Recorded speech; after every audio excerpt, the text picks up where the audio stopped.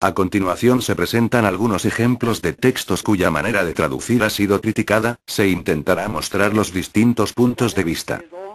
Génesis 1,2.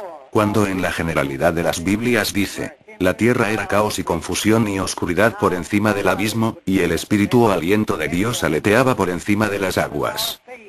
La traducción del Nuevo Mundo dice: ahora bien, resultaba que la tierra se hallaba sin forma y desierta y había oscuridad sobre la superficie de la profundidad acuosa y la fuerza activa de Dios movía de un lado a otro sobre la superficie de las aguas. San Juan 1,1. Cuando en la generalidad de las Biblias dice: en el principio existía el verbo o la palabra y el verbo estaba con Dios, y el verbo era Dios.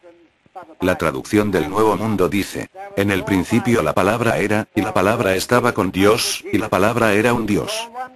1 Juan 5:20. Cuando en la generalidad de las Biblias dice: pero sabemos que el Hijo de Dios ha venido y nos ha dado inteligencia para que conozcamos al verdadero. Nosotros estamos en el verdadero, en su Hijo Jesucristo. Este es el Dios verdadero y la vida eterna.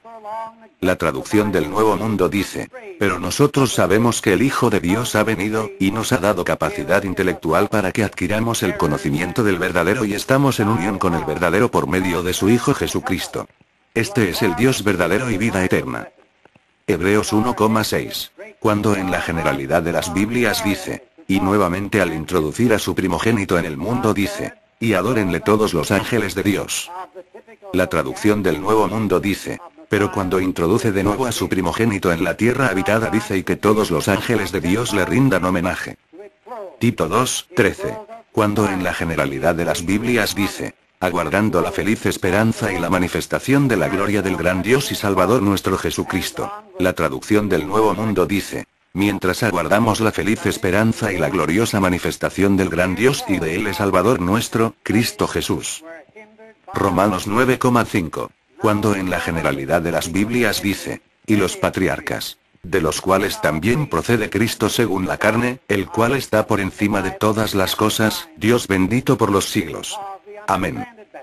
La traducción del Nuevo Mundo dice: a quienes pertenecen los antepasados y de quienes provino el Cristo según la carne, Dios, que está sobre todos, sea bendito para siempre. Amén. Juan 1:1. Artículo principal. Prólogo del Evangelio de Juan. Griego. Kaide.osenolo.gos. O. Uyo. Una crítica común tiene que ver con la identidad de la palabra o el verbo que aparece en Juan 1:1. Todos concuerdan en que se trata de Jesucristo. Sin embargo, muchas versiones tradicionales traducen el término señalando que Jesús es Dios, mientras que la TLM traducción del Nuevo Mundo señala que es un Dios. En el principio era el verbo estaba con Dios y el verbo era Dios.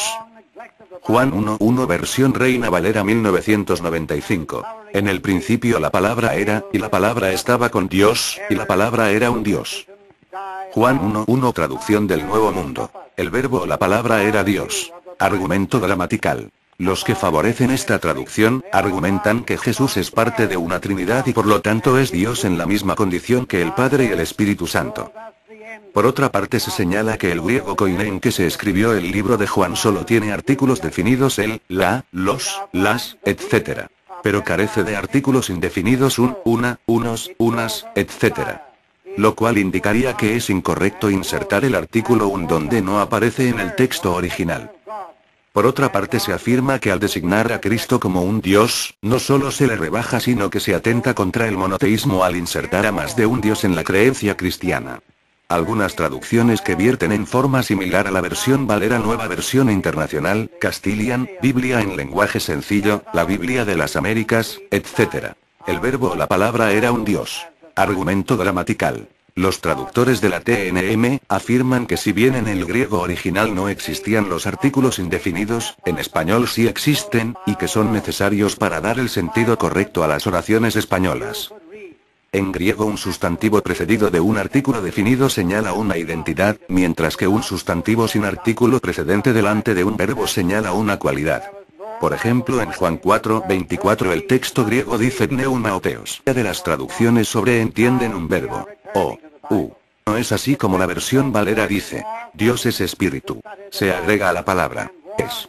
Esto porque el artículo está delante de la palabra Dios señalando identidad y quedando como sujeto de la oración. Sin embargo, algunas versiones consideran que la palabra espíritu pasa a ser un complemento predicativo sin artículo que antecede al verbo, al ser así se considera indefinido. Un ejemplo de ello lo encontramos en la King James Version y la American Standard Version que dicen: God is a spirit. Dios es un espíritu. La traducción del Nuevo Mundo lo vierte de forma similar. El caso de Juan 1:1 es muy similar al anterior en griego Theos en holo.gos. Dios era la palabra. El sujeto la palabra tiene artículo por lo que es definido, el predicado, Dios.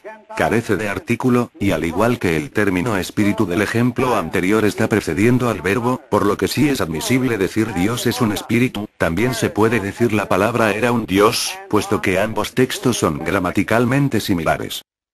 Por otra parte en Juan 1:1 aparece dos veces la palabra de.os.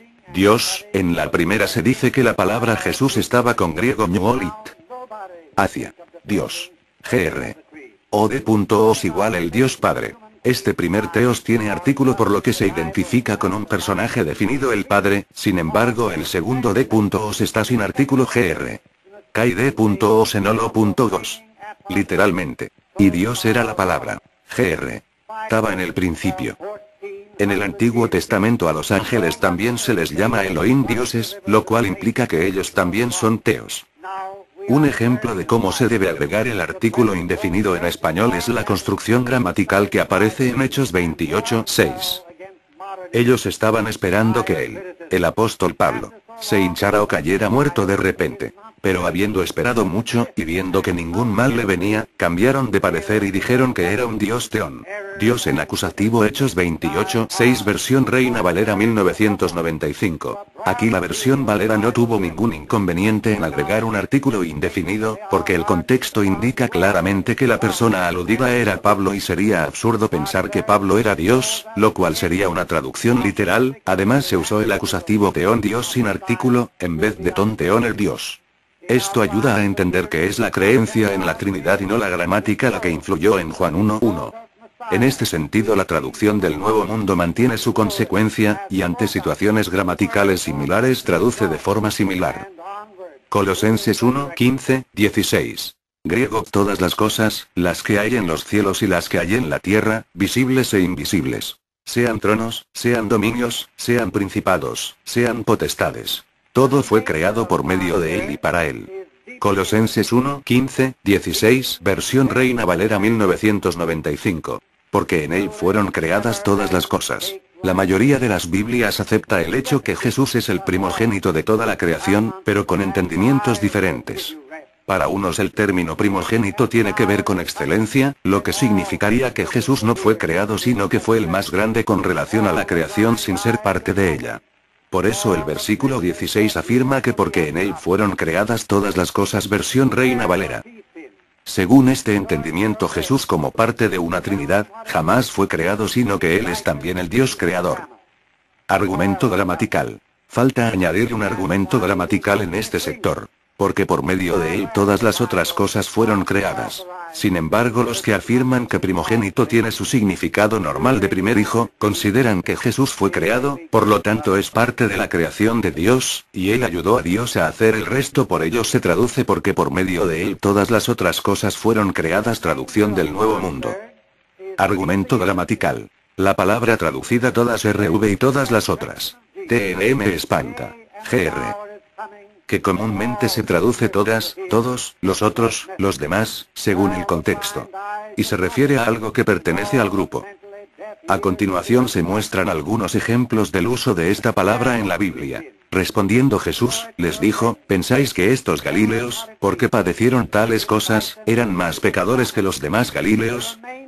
Lucas 13:2 RV 1995. Jesús les replicó: ¿creen ustedes que esos galileos eran más pecadores que los de las o demás cosas?